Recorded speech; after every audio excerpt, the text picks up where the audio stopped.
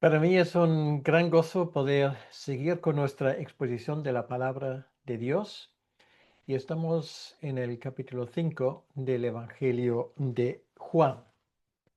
En el contexto más amplio, estamos hablando de la historia del hombre que fue sanado en el Bethesda, en esa piscina, para decirlo de alguna manera, o estanque en Jerusalén, donde había un número bastante importante de personas que padecían de varias enfermedades.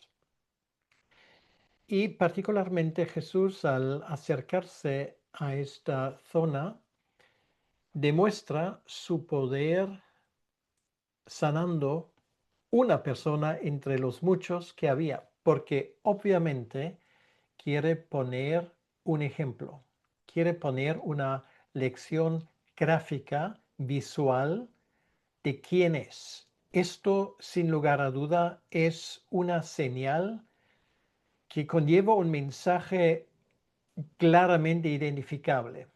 Yo soy Dios. La vez pasada nos dimos cuenta que él hace esa afirmación con una claridad que no deja lugar para ambigüedades. Y así los judíos lo entendieron.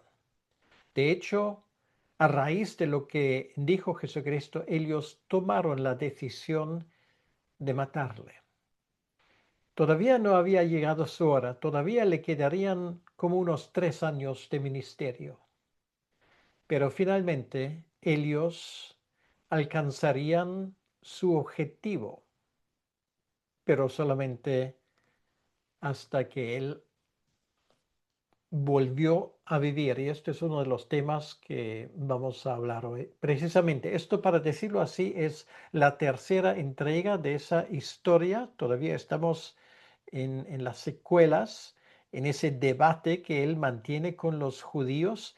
Y ahora hoy él se centra particularmente en su propia persona. Y esto realmente es el tema candente. ¿Quién es Jesucristo?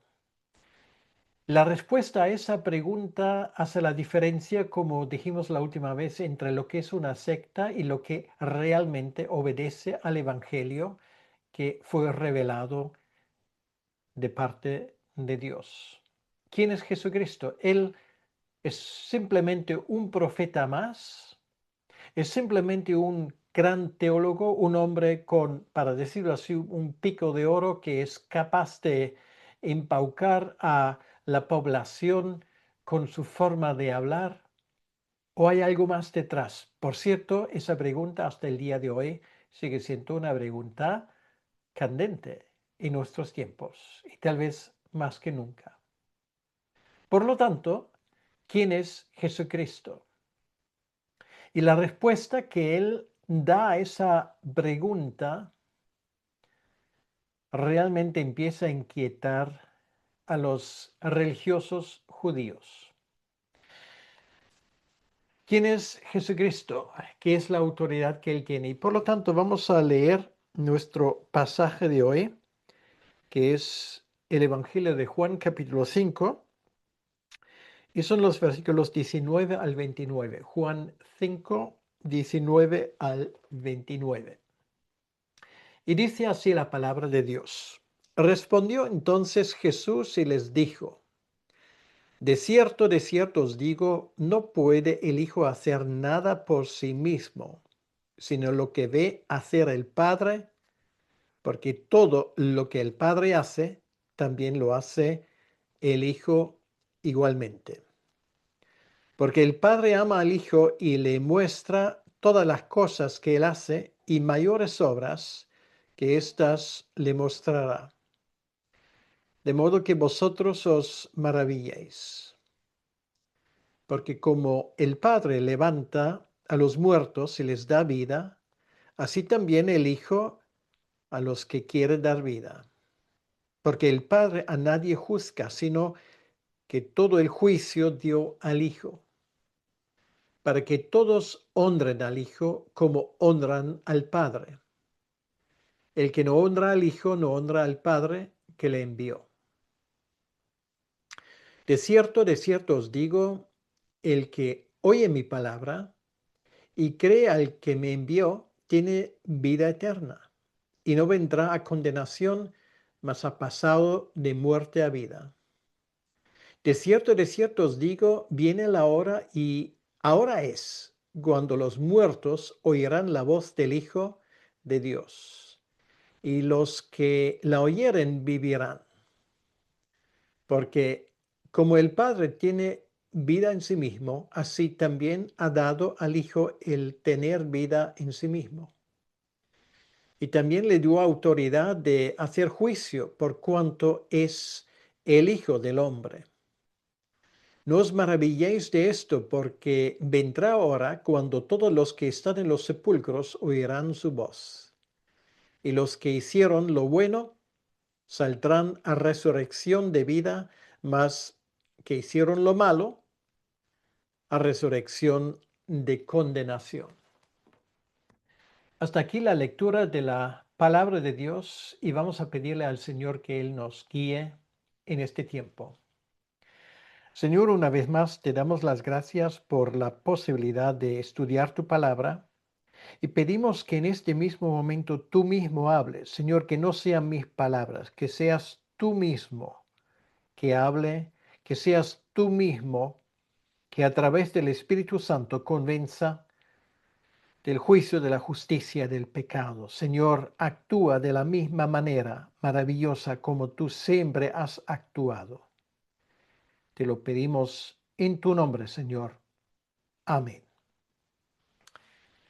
Estamos ante un pasaje realmente lleno de verdades cristológicas. Bueno, de hecho, este pasaje sería suficiente para escribir una cristología, sobre todo centrándose en el hecho de que Jesucristo no es un profeta, Jesucristo no es un Dios, Jesucristo no es una persona divina, sino Jesucristo es Dios 100%. Por lo tanto, aquí estamos ante uno de los pasajes cristológicos más importantes de los evangelios, incluso si se quiere, de toda la Biblia. Por lo tanto, vamos a ir por partes y vamos a intentar desglosar las cosas que Jesús aquí nos explica. Nos vamos a dar cuenta de que el marco, como habla Jesucristo, es el marco de una relación de padre-hijo. Y esto hay que entenderlo también culturalmente. En la cultura de los tiempos de Jesucristo, los hijos aprendieron el oficio de su padre. Esto era normal. No había programas estatales de aprendizaje o cosas por el estilo, sino era normal que un hijo a partir de cierta edad, y esa edad era más temprano que tarde, es introducido al oficio del Padre. En el caso concreto del cual hablamos aquí, Jesús habría aprendido el arte de la construcción, porque su padre, José, su padre adoptivo, obviamente, era constructor. Tecton es la palabra. Entonces, ¿cómo aprendió? Aprendió mirando a su padre, obedeciendo a su padre, aprendiendo de su padre. Y es evidente que allí entra lo que en castellano se resume con este refrán tan magnífico: de tal palo, tal astilla. Quiere decir, de la misma manera como es el padre, él enseña todo lo que sabe a su hijo. Y el padre y el hijo, obviamente, son iguales en cuanto a su naturaleza. Esto es importante porque esto es el trasfondo de lo que se desarrolla allí. Pero vamos a mirar los versículos uno tras otro, como es nuestra costumbre. Respondió Jesús en el versículo 9 y les dijo: de cierto os digo, por cierto, y valga la redundancia, esa expresión aquí en este pasaje sale varias veces. Quiere decir, Jesús aquí enfatiza de que las cosas que él dice aquí realmente son verídicas. Y como C.S. Lewis ha demostrado de una forma sencilla pero contundente, aquí ante esas afirmaciones solamente caben tres posibilidades. En primer lugar, Jesús sabía de lo que él dijo era una mentira, entonces es un mentiroso.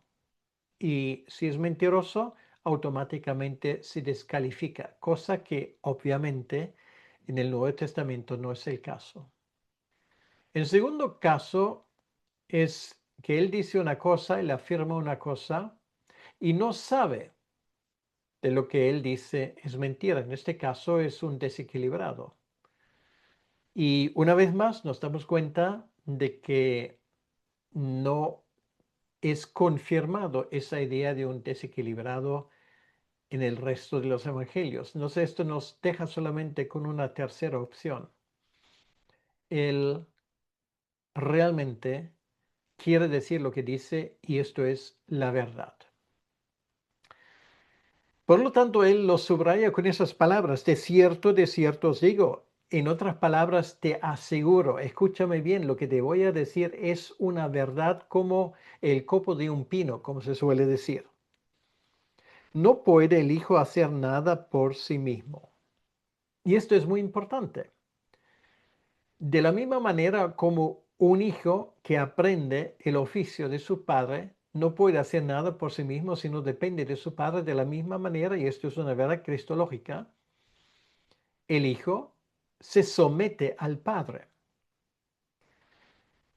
Y esto es muy importante porque no se dice esto de una forma inversa. Nunca leemos en ningún sitio del Nuevo Testamento, no puede el padre hacer nada por sí mismo, sino lo que ve hacer el hijo. Y esto nos acerca a una de las verdades de la cristología o de la doctrina de la Trinidad, que es muy importante y que vemos aquí reflejado de una forma magistral. Esto quiere decir, hay una igualdad completa en esencia, o sea, ambos son Dios, Dios el Hijo, Dios el Padre, pero al mismo tiempo hay una subordinación funcional. Quiere decir, aunque el Hijo es plenamente Dios, el Hijo obedece al Padre, no es que el Padre obedezca al Hijo. Esto habla de una diversidad funcional, pero una igualdad esencial. O sea, ambos son Dios. Y esto luego es aplicable también a la persona del Espíritu Santo. Esto realmente es el fundamento de la doctrina de la Trinidad. Bueno, aquí no estaremos hablando de la Trinidad, sino hablamos de un hecho que es muy importante y este hecho es que Jesucristo es plenamente Dios. Por lo tanto, él dice esto aquí. Entonces, él ahonda esa afirmación cuando dice, sino lo que ve hacer el Padre. Bueno, aquí es otra vez, él usa aquí esa imagen y no que Jesús tiene que aprender según su divinidad, sino aprende según su humanidad de su padre humano, que era José. O sea, ve cosas y le imita y así se convierte también en un constructor. Sabe cómo tallar piedras, cómo pulirlas, cómo ponerlas en el lugar adecuado, etcétera, etcétera, etcétera. Aprende por observación. Entonces, él aplica esto a su relación con el Padre, no de una forma literalista, obviamente, porque el Hijo, que es Dios eterno, no tiene nada que aprender, sino ya sabe todas las cosas, pero él usa esto en el sentido para subrayar su sumisión, su obediencia a Dios el Padre.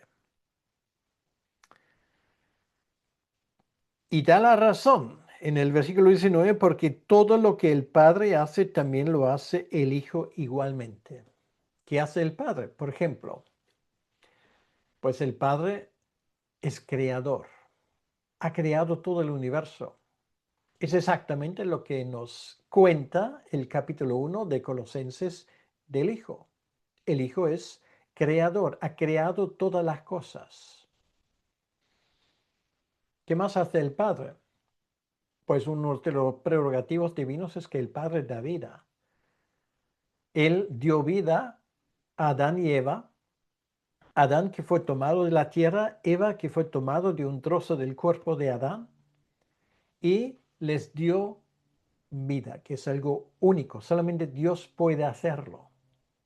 ¿Qué más? Dios puede juzgar. Quiere decir que Dios es la última instancia donde se terminan todas las preguntas.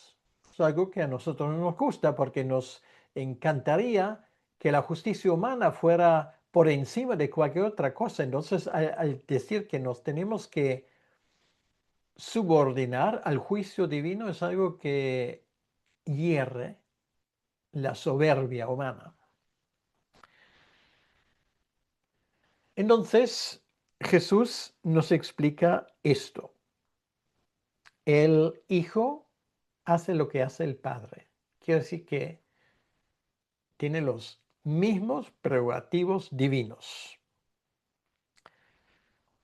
Y la razón es el amor. Y esta es una de las cosas que es esencial en la Trinidad. El amor no se inventó en el momento cuando Dios crea al hombre y le mira con amor, con benevolencia. Esto a veces nosotros tenemos esta feliz idea, que el amor empieza con la creación, y no es así. El amor es un prerrogativo divino eterno. Dios amó antes de haber creado nada, porque el Hijo no fue creado, el Hijo es eterno. El Espíritu Santo no fue creado, el Espíritu Santo es eterno. Y sin embargo, dentro de la Trinidad existió el amor, ha existido siempre. Y eso es lo que dice el versículo 20, porque el Padre ama al Hijo. Esto es algo que continuamente ha pasado, continuamente ha ejercitado este amor y le muestra todas las cosas. Quiere decir que no hay nada que está oculto al Hijo. El Hijo sabe todas las cosas. Hay una perfecta armonía entre el Padre y el Hijo. Y el Hijo sabe todas las cosas que Él hace, porque el Padre se lo muestra, como dice aquí. Pero ahora viene una cosa. Mayores obras que éstas le mostrará. Quiere decir que en el ministerio de Jesucristo ocurrirán cosas que hasta el momento no han pasado. Por ejemplo, empezamos con lo más importante. Resurrecciones los había en el Antiguo Testamento. Resurrecciones había en el Nuevo Testamento, pero esa gente finalmente murió de nuevo. Pero ocurre una cosa mayor que nunca ha pasado. Esto es que una persona resucita por sí mismo de entre los muertos. Y esto es lo que Jesucristo hizo el tercer día. Por eso Él asumió una naturaleza humana plena para poder hacer esto, siendo al mismo tiempo Dios. Obras mayores, que éstas le mostrará, de modo que vosotros os maravilláis. Efectivamente, estos 3 años junto con Jesucristo iban a ser un aprendizaje de maravillas para los discípulos y para los demás judíos, por lo menos aquellos que querían aprender ciertas cosas. Había muchos que no querían aprender nada. Y aquí estamos hablando de resurrección y de juicio. Y un juicio que obviamente estaba pendiente es el gran juicio que iba a ocurrir 40 años después de esas palabras, con la completa destrucción de Jerusalén en el año 70. Una destrucción que iba mucho más allá de lo que pasó en su momento en el año 586 con la primera destrucción del templo. Esta vez la destrucción sería total, es un juicio del cual resuena el Nuevo Testamento, del cual finalmente el libro de Apocalipsis nos da testimonio. Si vamos al libro de Deuteronomio, capítulo 32, versículo 39, leemos lo siguiente en esa famosa canción de Moisés, donde dice: ved ahora que yo soy. Esto obviamente aquí habla el Padre, ¿vale? Pero nos damos cuenta enseguida que esto son palabras de Jesucristo en el Nuevo Testamento. Dice: ved ahora que yo soy, no hay dioses conmigo, y hago morir y hago vivir, hiero y yo sano. O sea, Dios es capaz de dar vida, de quitar la vida, y Dios es capaz de juzgar. Y no hay quien pueda librar de mi mano. Esto Jesucristo ahora reclama para sí mismo, y esto quiere decir que no puede caber ninguna duda de que Jesucristo aquí dice que Él es plenamente Dios. Esto es la idea. Y si alguien pudiera tener alguna duda en cuanto a esto, él añade en el versículo 21, porque como el Padre levanta a los muertos y les da vida, así también el Hijo a los que quiere dar vida. Primera de Samuel, capítulo 2 y el versículo 6. Allí dice lo siguiente, y en Primera de Samuel, capítulo 2, versículo 6, estamos en otra canción, es la canción de Hannah, donde ella dice: Yahvé mata y él da vida, él hace descender al Sheol y hace subir. Eso habla de resurrección. Hay gente que dice: no, el Antiguo Testamento no habla de resurrección. Bueno, ¿y este versículo de qué habla? Él hace que gente suba del Sheol. Y esto lo dice Ana en esta visión y en esta oración tan maravillosa. Y lo mismo aplicamos una palabra del Antiguo Testamento a Jesucristo. O sea, esto tiene que haber dolido a los entendidos de teología judíos, debe de haberles dolido y mucho. Dice: porque como el Padre levanta a los muertos y les da vida, así también el Hijo a los que quiere da vida. A los que quiere. Esto nos habla encima de, o sea, Jesús ahí no deja ni una fuera. Nos habla de elección. ¿Soy discípulo porque soy tan guapo, tan listo, tan inteligente? No, yo soy discípulo simplemente porque en primer lugar fui salvo por la gracia, en segundo lugar no tiene nada que ver conmigo. Es la libre elección soberana de Cristo, y esto no nos gusta porque hiere mi soberbia. Pues que así sea. Pero es exactamente lo que Cristo dice aquí. Él da la vida eterna a quien Él quiera. Por lo tanto, nuestra única respuesta ante esto es la adoración y decir: gracias, Señor, porque yo no soy digno ni me lo he merecido, pero gracias a tu elección soberana estoy donde estoy. Punto final.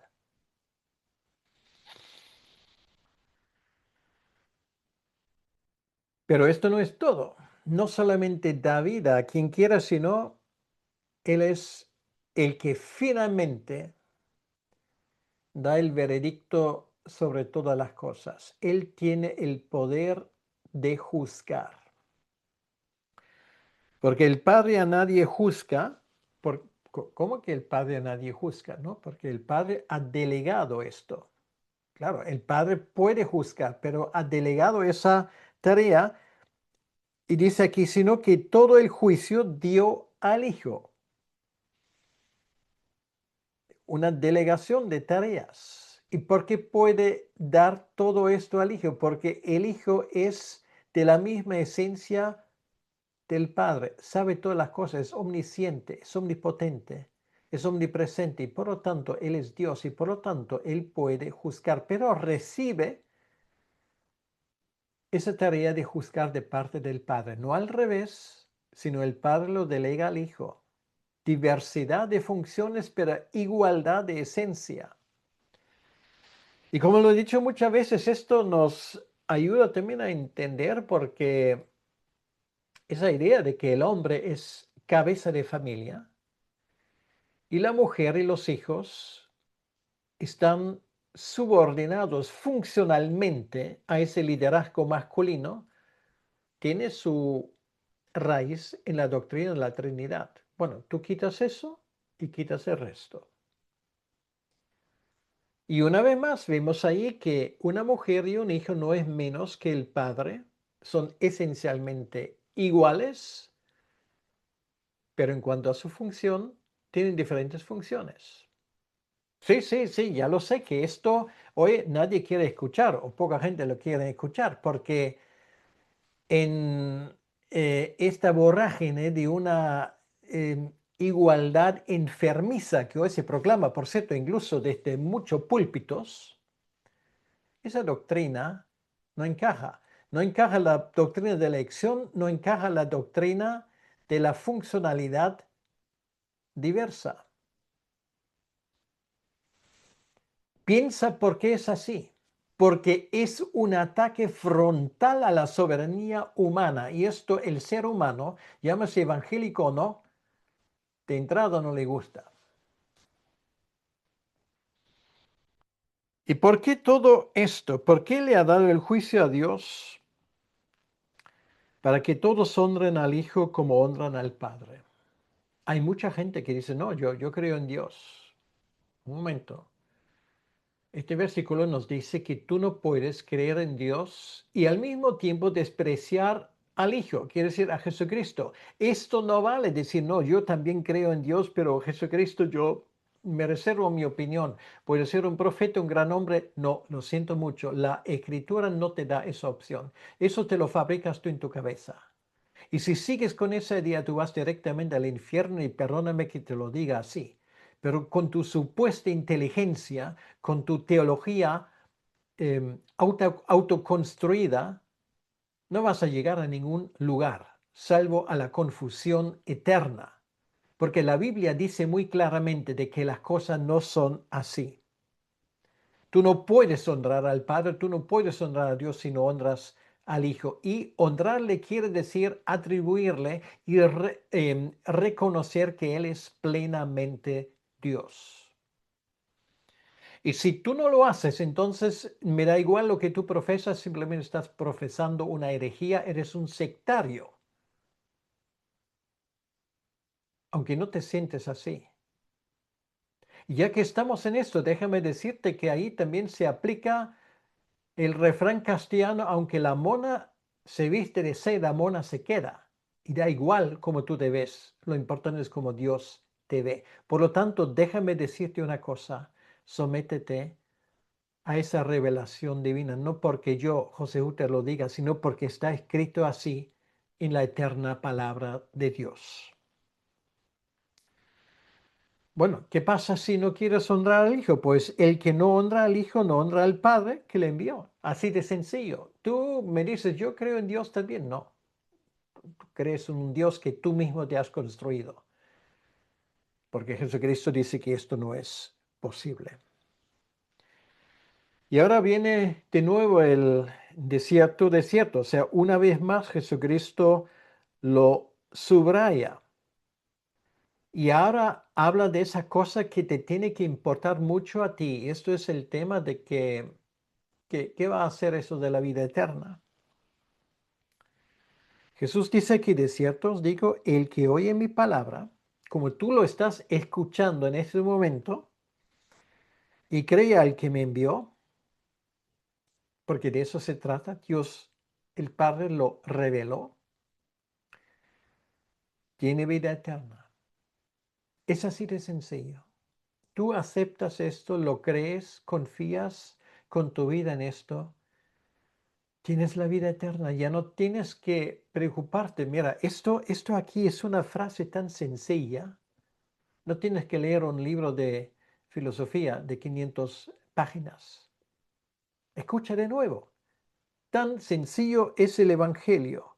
El que oye mi palabra y cree al que me envió, tiene vida eterna. Te puedo preguntar, ¿has creído? Si has creído, tienes vida eterna. Si tienes vida eterna, ya no tiene que importarte lo que puede pasar en este mundo, porque sabes que hay un lugar reservado con tu nombre y apellido en las moradas eternas en el cielo, y ahí estarás tú. Y nadie ni nada te pueda separar del amor de Dios en Cristo Jesús. Por lo tanto, no vendrá a condenación, mas ha pasado de muerte a vida. Y esto, si dices, bueno, yo no estoy seguro, pues déjame asegurarte que esto lo puedes decidir en este mismo instante, en este mismo momento. ¿Tú crees, tú confías en Jesucristo como Hijo de Dios, como Dios Todopoderoso que ha recibido la capacidad de juzgar y de dar la vida a quien Él quiera de parte del Padre? ¿Tú crees en esto? ¿Crees que Jesucristo murió por ti en la cruz, vertió su sangre por ti? Entonces tienes vida eterna. Aleluya, porque esto es algo por el cual podemos de verdad no suficientemente dar alabanzas a Dios el Padre por lo que ha hecho. Pero también hay que hablar del otro, vida eterna o condenación eterna. Y ahora tampoco vamos a omitir lo que viene ahora, porque eso también es la ventaja cuando predicas de forma expositiva y consecutiva, que tienes que hablar también de estos versículos. Otra vez, de cierto os digo, otra vez lo subraya y dice, escúchame bien lo que te voy a decir. Viene la hora, y esa hora ya ha venido, cuando los muertos oirán la voz del Hijo de Dios. Bueno, ¿estos muertos quiénes son? Estos muertos son como aquel hombre anónimo que estaba yaciendo en el Bethesda, en esa piscina, en este estanque, esperando su salvación, no su salvación física, sino realmente su salvación eterna. ¿Era consciente de eso? Pues no lo sé. Pero de esto se trata. Él estaba muerto, no muerto por su enfermedad, sino estaba muerto espiritualmente. Y aunque tú no tengas esa enfermedad, estás muerto espiritualmente, aunque tú vivas y das señales de vida y tengas una carrera estupenda y te pagan una fortuna al final del mes y aprecian tus consejos, todo esto para nada te va a servir si no naces de nuevo y escuchas la voz del Hijo, y los que la oyeren vivirán, dice aquí.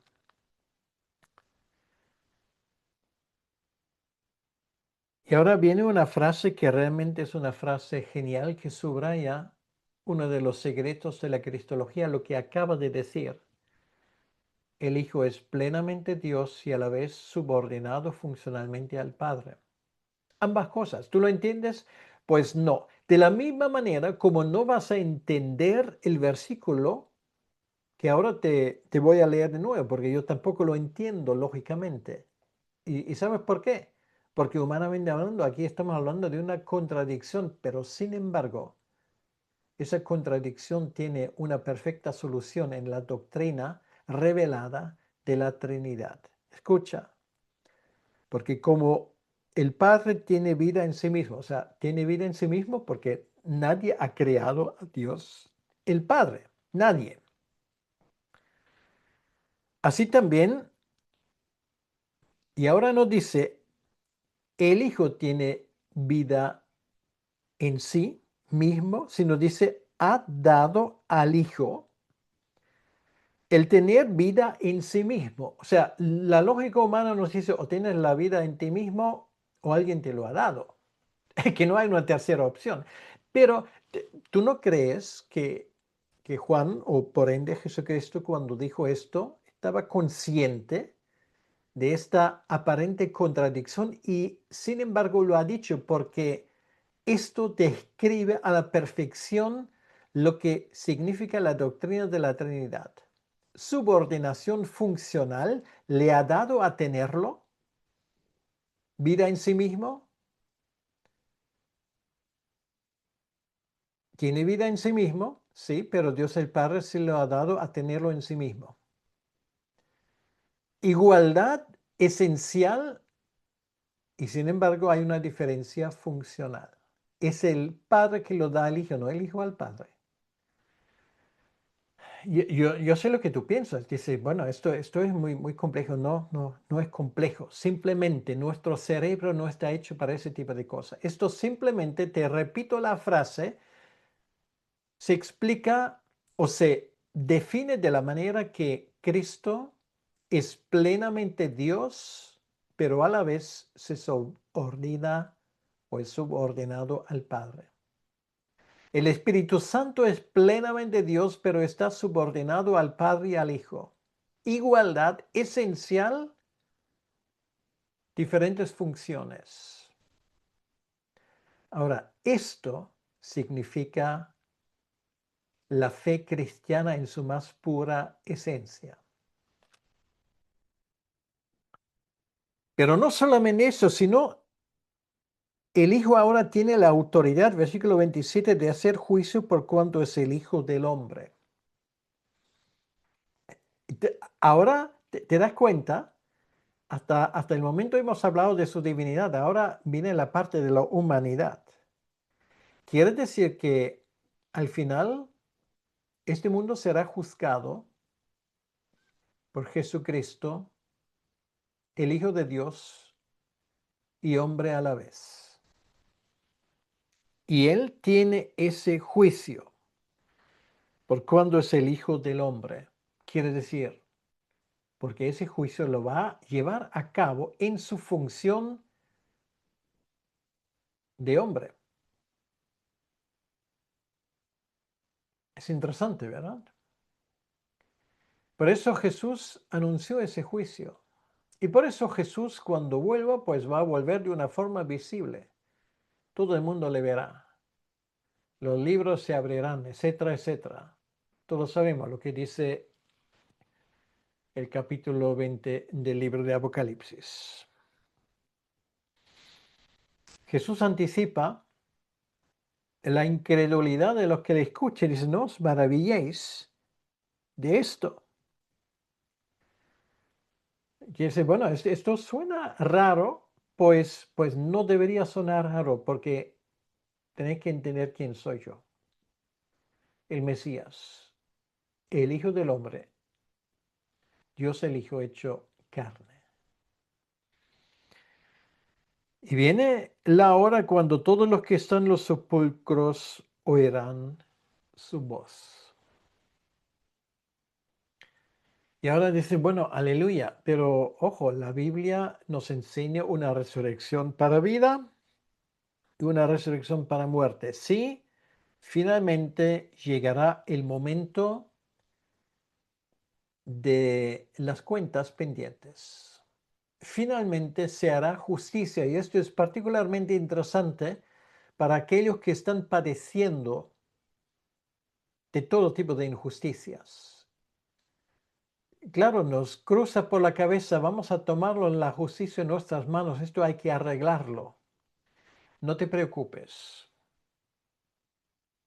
Dios mismo, Dios el Hijo lo va a arreglar al final de los tiempos. Y escucha estos versículos. Los que hicieron lo bueno, ojo, aquí no dice los que hicieron buenas obras. Es que muchas veces no se lee la Biblia correctamente. Aquí no dice los que hicieron buenas obras, dice los que hicieron lo bueno. ¿Qué es hacer lo bueno?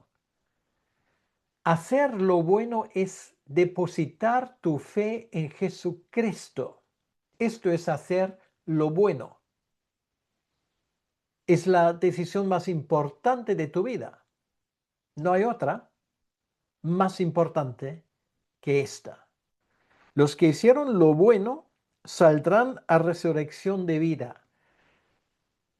Maravilloso, porque esto es lo que va a pasar. Nosotros viviremos. Y esto es una forma de decir, bueno, no habrá un tiempo de que vamos a estar fuera de combate y llegue el último día y saltaremos de la tumba.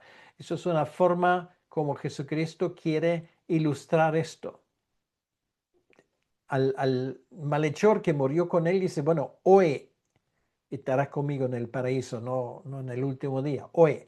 Pero esto es una imagen aquí. Dice, bueno, al final de los tiempos, cuando las tumbas se abren, y aquí hacemos hincapié en una cosa, y eso es la resurrección física, ¿vale? De eso estamos hablando, porque viviremos para siempre ya. O sea, cuando me muero ahora, yo estaré con Jesucristo, pero estaré esperando ese glorioso momento cuando de nuevo tendré un cuerpo físico. De eso estamos hablando. Por eso confesamos, creemos en la resurrección de la carne, del cuerpo. Pero luego, los que hicieron lo malo, no los que hicieron malas obras, sino los que hicieron lo malo. ¿Qué es lo malo? Lo malo es seguir a tu propia voluntad. Lo malo es dejar a Dios de lado. Lo malo es rechazar a Jesucristo.